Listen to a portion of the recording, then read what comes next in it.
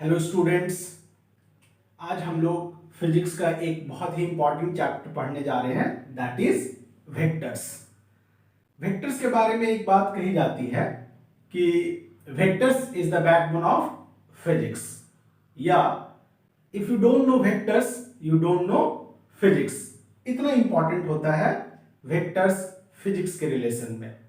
और अभी तो हम लोग वेक्टर्स पढ़ ही रहे हैं, बहुत चीज सीखेंगे इसमें। और जैसे जैसे क्लास 11 फिजिक्स आगे बढ़ता चला जाएगा, तुम लोग की दोस्ती वेक्टर्स के साथ और अच्छी होती चली जाएगी। ठीक है, डरना बिल्कुल नहीं है। थोड़ा अलग टाइप का हम लोग चैप्टर पढ़ रहे हैं, मजा लगेगा। ठीक है, चलो तो स्टार्ट करते हैं हम लोग। सबसे पहले फिजिकल क्वांटिटीज का डेफिनेशन देखते हैं। हो सकता है 9th-10th में तुम लोग पढ़ रखे हो कि फिजिकल क्वांटिटीज आखिर क्या होता है, और नहीं पढ़े हो तो मैं यहीं से स्टार्ट करता हूँ। जहाँ भी वेक्टर्स पढ़ाऊंगा क्लास 10th वालों को कभी या 11th वालों को, तो यहीं से स्टार्ट करता हूँ कि सबसे पहले बताओ व्हाट आर फिजिकल क्वांटिटीज। ठीक, तो बहुत सारे स्टूडेंट्स तो बहुत सिंपल आंसर दे देते हैं, सर जो फिजिक्स में क्वांटिटीज आती है वही फिजिकल क्वांटिटीज है। ठीक, फिजिकल फिजिक्स वर्ड यहाँ थोड़ा छुपा हुआ है, तो एक तरह से थोड़ा सही है ये, लेकिन और भी करेक्ट डेफिनेशन होता है फिजिकल क्वांटिटीज का कि दोज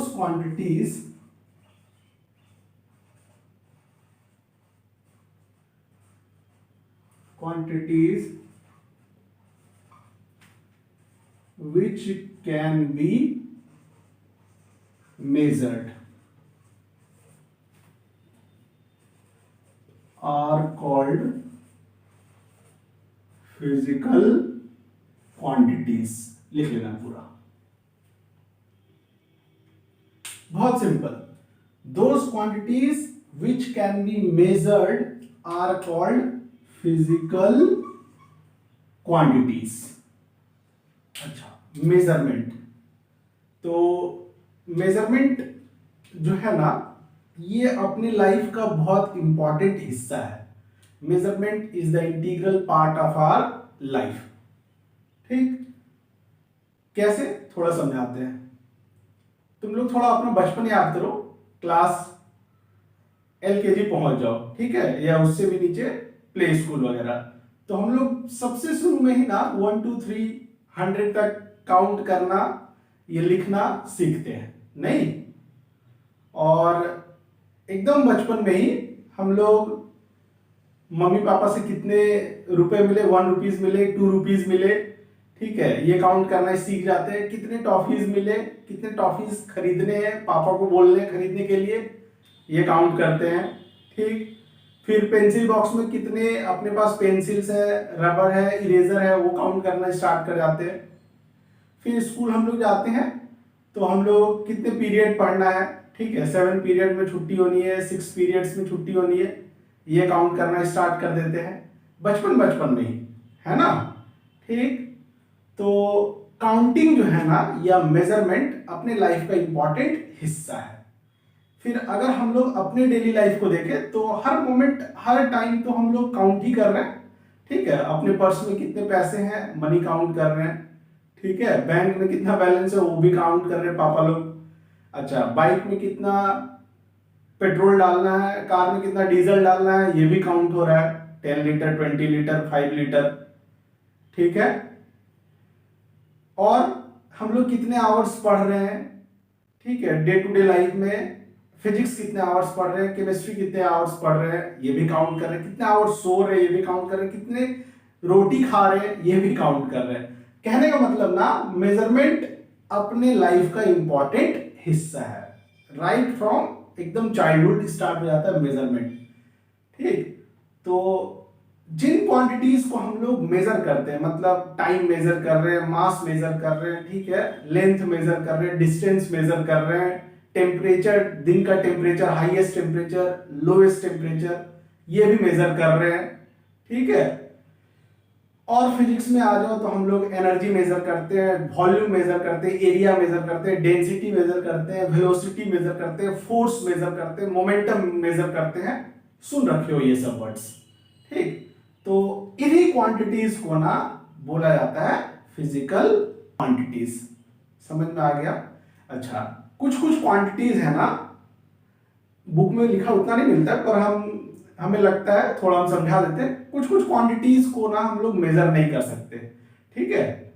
उसको कहते हैं जनरली हम लोग इमोशनल क्वांटिटीज। जैसे कितना किसी से प्यार आता है, कितना गुस्सा आता है, कितना नफरत है, ठीक है, या दिमाग में कितना प्रेशर है, ये सब मेजर नहीं कर पाते ना, ठीक है। तो ये नॉन मेजरेबल क्वांटिटीज है। और जो हम तुम्हें बता दिए कि किन किन क्वांटिटीज को हम लोग मेजर करते हैं, वो मेजरेबल क्वांटिटीज है, उन्हीं को हम लोग कहेंगे फिजिकल क्वांटिटीज, ठीक है। चलो, तो फिजिकल क्वांटिटीज का ही ना दो ब्रॉड क्लासिफिकेशन हो जाता है।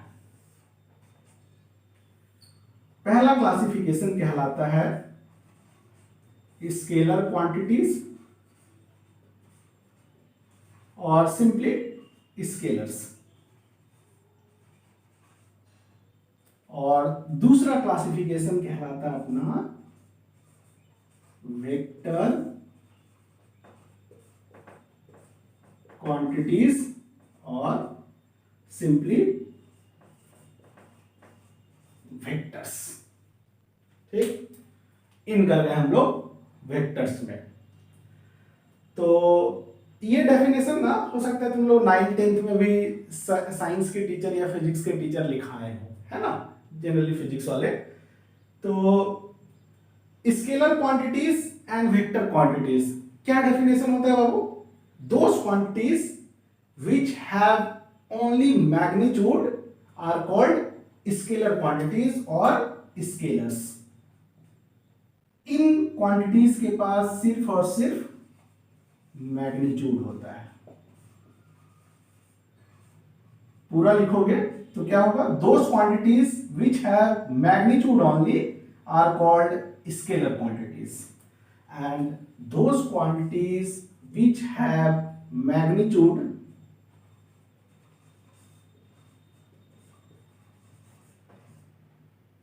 as well as direction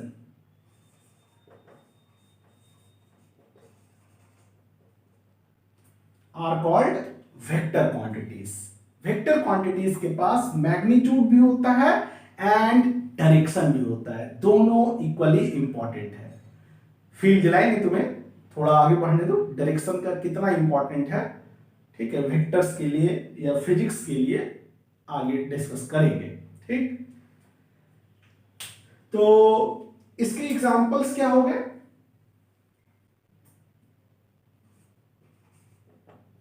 मास, लेंथ, टाइम, ठीक है, टेम्परेचर, डेंसिटी, एनर्जी,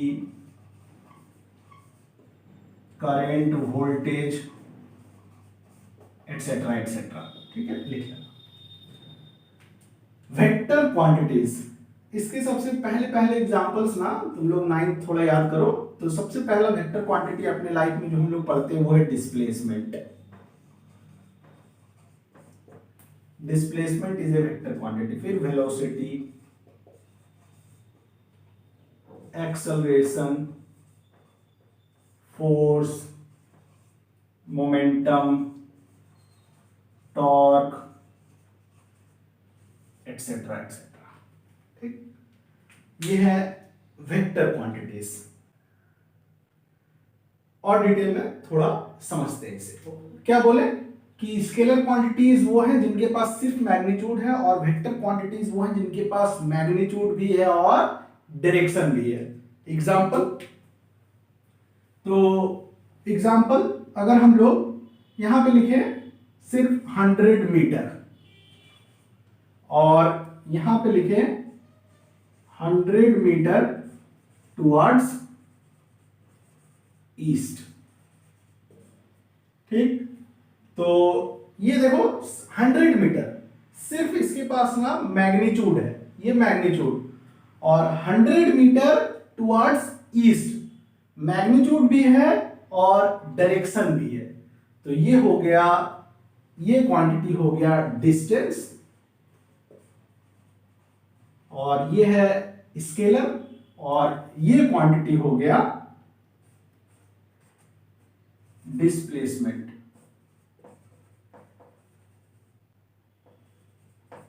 डिस्प्लेसमेंट, ठीक, मैग्नीट्यूड प्लस डायरेक्शन।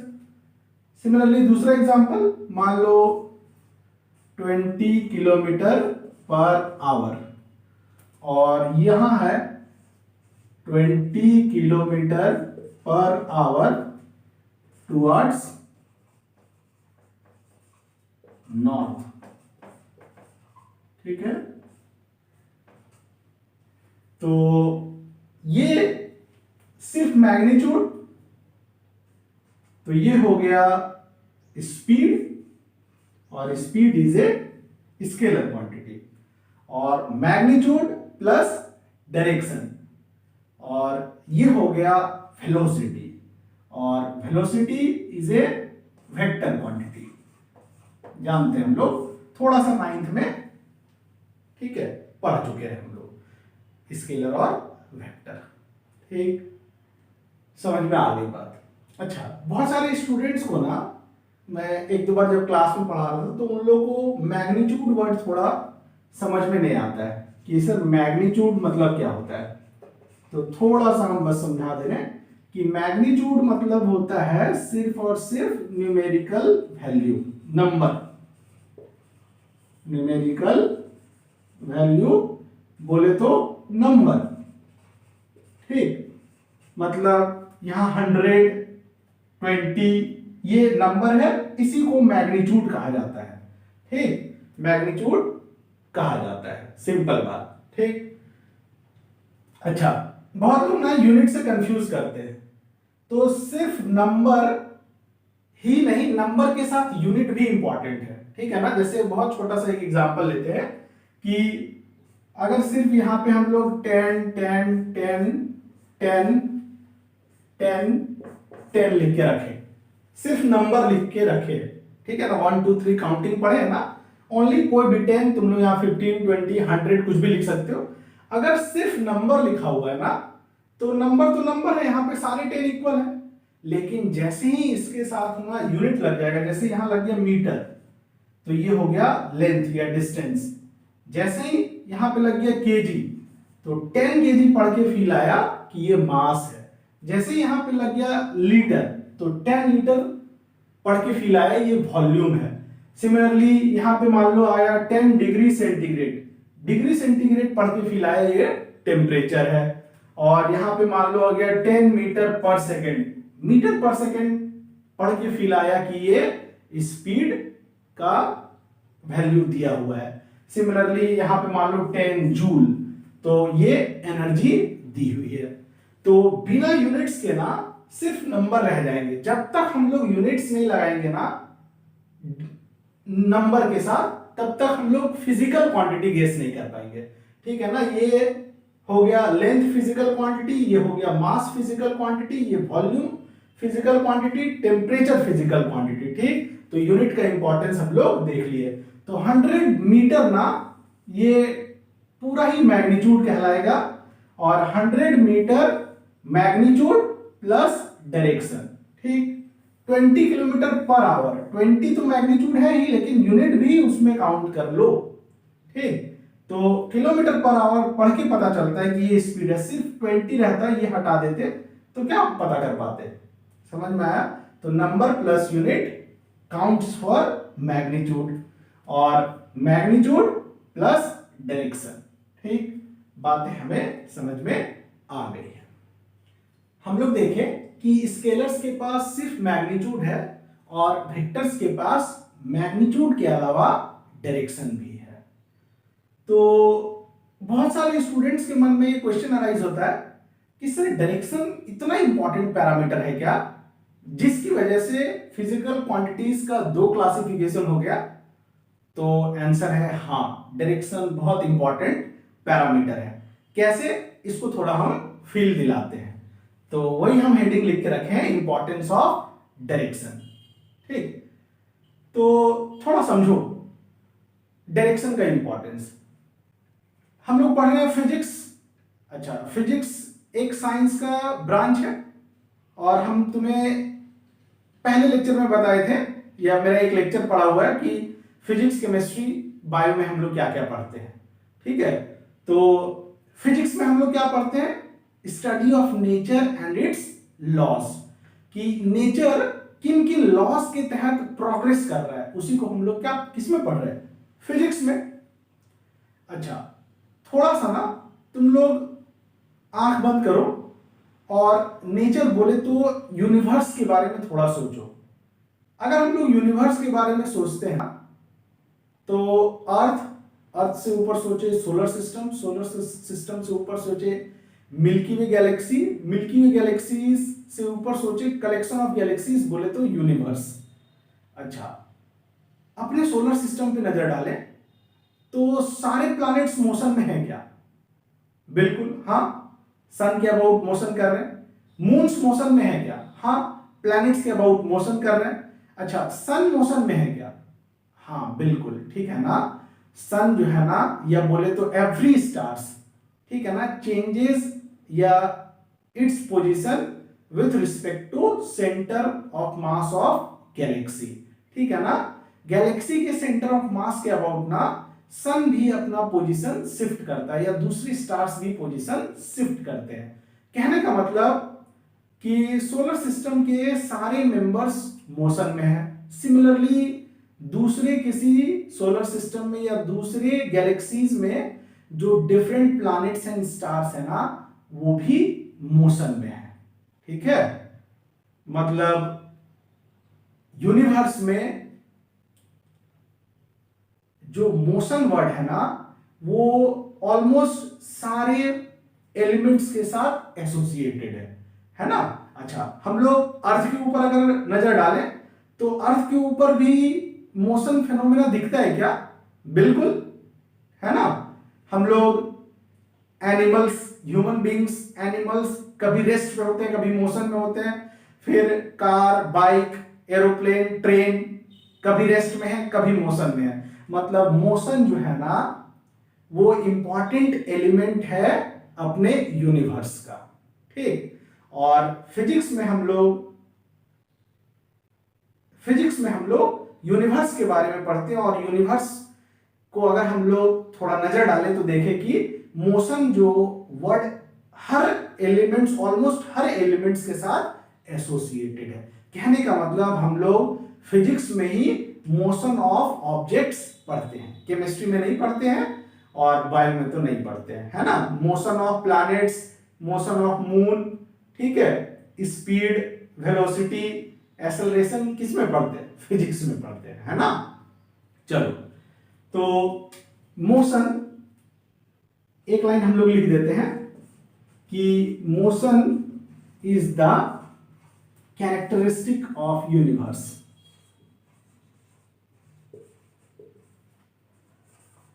कि मोशन वर्ड ऑलमोस्ट हर एलिमेंट्स के साथ एसोसिएटेड है यूनिवर्स के। ठीक, एक गाना भी है, यह एक लाइन है, चलती का नाम जिंदगी। ठीक है, चलना है, मोशन है। ठीक है, चलो, तो अच्छा, अब सोचना, डायरेक्शन का इंपॉर्टेंस बता रहे तुम्हें कि प्लैनेट्स मोशन में है, तो तुम्हें पूछे क्या प्लैनेट्स के पास डायरेक्शन है क्या? तो आंसर इज यस। ठीक है, ये ठहरा सन, और इसके अबाउट मान लो प्लैनेट्स रिवॉल्व कर रहे हैं। अगर प्लैनेट्स यहां पे है तो इसका डायरेक्शन ये, अगर प्लैनेट्स यहां पे है तो इसका डायरेक्शन ये, अगर प्लैनेट्स यहां पे है तो इसका डायरेक्शन ये, बोले तो अलोंग टेंजेंट्स। ठीक, प्लैनेट्स मोशन में है, और मोशन में है मतलब हर पॉइंट पे ना प्लैनेट्स का एक डायरेक्शन है। ठीक, दूसरी बात फील करना, ये हो गई एक बात। थोड़ा सा तुम लोग अपनी आंख बंद करो और सोचो इस टाइम पे जितने भी एरोप्लेन्स उड़ रहे हैं ना, जितने भी एरोप्लेन्स उड़ रहे हैं अर्थ के ऊपर, सबके पास एक यूनिक डायरेक्शन है, एक स्पेसिफिक डायरेक्शन है। एनालाइज हो गया? ठीक है। हर एरोप्लेन्स के पास कुछ ना कुछ स्पीड का मैग्नीट्यूड है, प्लस उसके पास डायरेक्शन है। कोई किसी डायरेक्शन में फ्लाई कर रहा है तो कोई किसी डायरेक्शन में फ्लाई कर रहा है। फील कर लिए इस बात को?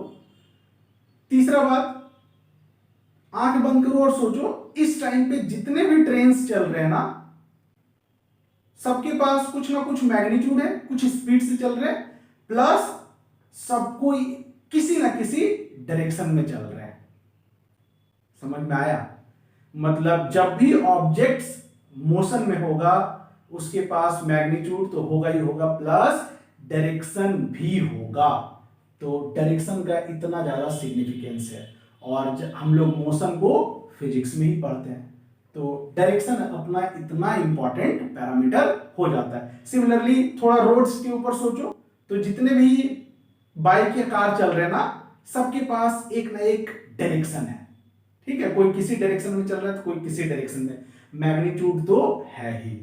समझ में आया कि डायरेक्शन जो है ना बहुत इंपॉर्टेंट पैरामीटर होता है for every kind of motion taking place in the universe. कोई भी मोशन होगा ना, तो मोशन जब भी होगा तो डायरेक्शन उसका इंपॉर्टेंट एलिमेंट बन जाएगा। बात समझ में आ गई ना? तो खूब सारे एग्जांपल दे दिए, एरोप्लेन के, ट्रेन के, ठीक है, रोड के ऊपर चलते हुए बाइक के, या मान लो इंसान चल रहा है, तो रोड के ऊपर इंसान चल रहा है तो हर किसी के पास कोई ना कोई डायरेक्शन है। तो डायरेक्शन को हम लोग बहुत अच्छे से फील कर लिए। एक लाइन में कंक्लूजन ये है कि हम लोग फिजिक्स में मोशन ऑफ ऑब्जेक्ट्स पढ़ते हैं, और जब भी कोई ऑब्जेक्ट्स मोशन में होगा ना तो उसके पास डायरेक्शन होगा ही होगा। डायरेक्शन को ना थोड़ा तुम्हें और फील कराते हैं कि मान लो ये कोई फुटबॉल ग्राउंड है, ठीक, ये ठहरा गोल पोस्ट, और मान लो ये फुटबॉल है और यहां पे प्लेयर है। ठीक, इमेजिन कर लो थोड़ा, ये प्लेयर है, ठीक, ये ठहरा फुटबॉल। अब देखो तुम्हारे पास तुमसे एक क्वेश्चन पूछते हैं कि इस प्लेयर को, इस फुटबॉल को किस प्रकार से हिट करना चाहिए ताकि गोल हो जाए। तो तुम लोग जब इसका आंसर करने जाओगे ना, तो तुम लोग दो चीज देखना हमेशा बोलोगे कि इस प्लेयर को, इस फुटबॉल को कितने मिनिमम फोर्स के साथ हिट करना चाहिए, प्लस किस डायरेक्शन में हिट करना चाहिए। ठीक है, मैग्नीट्यूड इंपॉर्टेंट हो गया, कितने फोर्स के साथ, मतलब अगर बहुत स्लो मार दिया, बहुत स्लो, तो इधर ही जाके रुक जाएगा। मतलब एक मिनिमम मैग्नीट्यूड जरूर होना चाहिए ताकि ये फुटबॉल गोल पोस्ट पे चला जाए। प्लस इस फुटबॉल के पास रेस्ट्रिक्शंस है कि सिर्फ इतने ही एंगल के बीच अगर हिट होगा ना तो गोल होगा। तो मैग्नीट्यूड भी आ गया, प्लस डायरेक्शन भी आ गया। नहीं, देख लिए, इसको मोशन में आना है तो मैग्नीट्यूड भी इंपॉर्टेंट रहा फोर्स का, और डायरेक्शन भी इंपॉर्टेंट रहा। समझ गए हम लोग? ठीक, दूसरा एग्जांपल, मान लो ये अपना, मान लो ये जम्मू कश्मीर है, रफ डायग्राम है। हंसी आ रही है थोड़ी देर के लिए तो हंस सकते हो, ठीक है, उतना अच्छा बनेगा नहीं।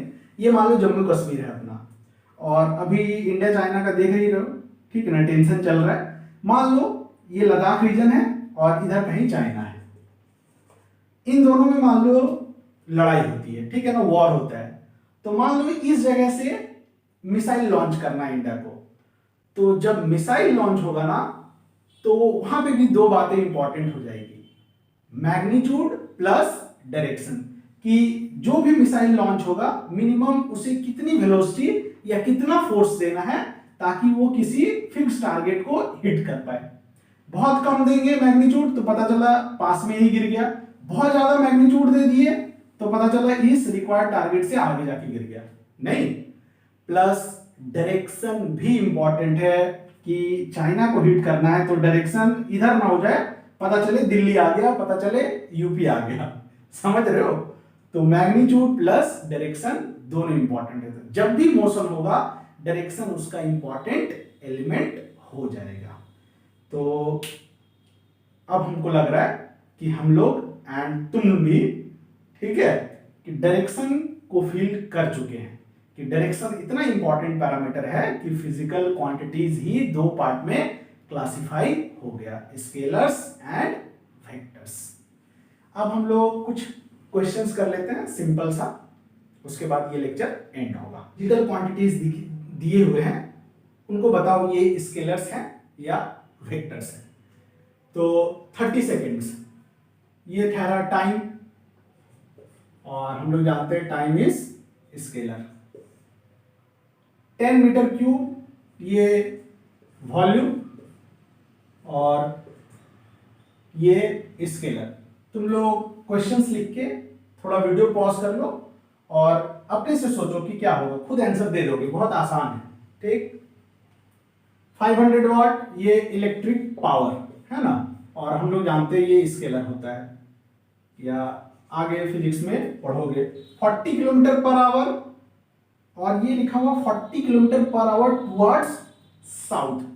तो ये सिर्फ मैग्नीट्यूड है बोले तो स्पीड, और यहां पे देखो मैग्नीट्यूड प्लस डायरेक्शन, ये है वेलोसिटी।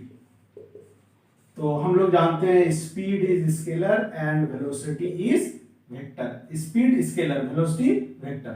ठीक, चलो 100 न्यूटन डाउनवर्ड, ठीक है ना। अच्छा, अर्थ ना किसी भी ऑब्जेक्ट को अपनी तरफ खींचता है, तो अगर हम बोले कि इस मार्कर पे फोर्स किधर लग रहा है, तो देखो इसके ऊपर mg फोर्स लग रहा है और डाउनवर्ड लग रहा है, तो वही दिया हुआ है 100 न्यूटन डाउनवर्ड, तो ये फोर्स दिया हुआ है, और फोर्स हम लोग जानते हैं वेक्टर होता है।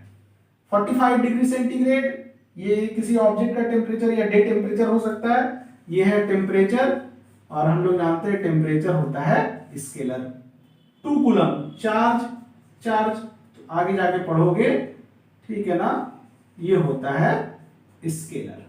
ठीक, अच्छा, थोड़ा सा तुम लोग अगर सोचोगे ना कि जब भी स्केलर क्वांटिटीज डिफाइन होता है ना, तो उसके लिए डायरेक्शन इंपॉर्टेंस नहीं रखता है। ठीक है, जैसे तुमसे पूछे व्हाट इज योर मास, या what is the mass of this marker, 100 ग्राम। ठीक, what is the temperature, highest temperature today 35 degree centigrade. तो तुम्हें ऐसा फील हो रहा है क्या कि इसमें डायरेक्शन बताने की कुछ जरूरत पड़ रही है? नहीं। ठीक, 35 डिग्री सेंटीग्रेड। ठीक, लेकिन अगर तुम्हें बोले कि यही फुटबॉल फील्ड का एग्जांपल ले लो कि इस फुटबॉल को कैसे हिट करे कि गोल हो जाए, तो तुम्हारे मन को लग रहा है जरूर कि इसमें डायरेक्शन भी एक इंपॉर्टेंस प्ले कर रहा है ना। तो वेक्टर क्वांटिटीज में ना तुम्हें खुद फील आ जाएगा कि डायरेक्शन का इंपॉर्टेंस है कहीं ना कहीं, और स्केलर क्वांटिटीज के आंसर में ना तुम्हें डायरेक्शन का नीड ही नहीं पड़ेगा। ठीक है, जैसे तुम कितने घंटे पढ़े, तो 2 आवर्स, डायरेक्शन बताने की जरूरत है क्या? 2 आवर्स टुवर्ड्स नॉर्थ, नहीं। लेकिन हम बोले कि प्लेन को दिल्ली से मुंबई आना है, तो वेलोसिटी तो का मैग्नीट्यूड तो है ही, प्लस डायरेक्शन भी है, नहीं।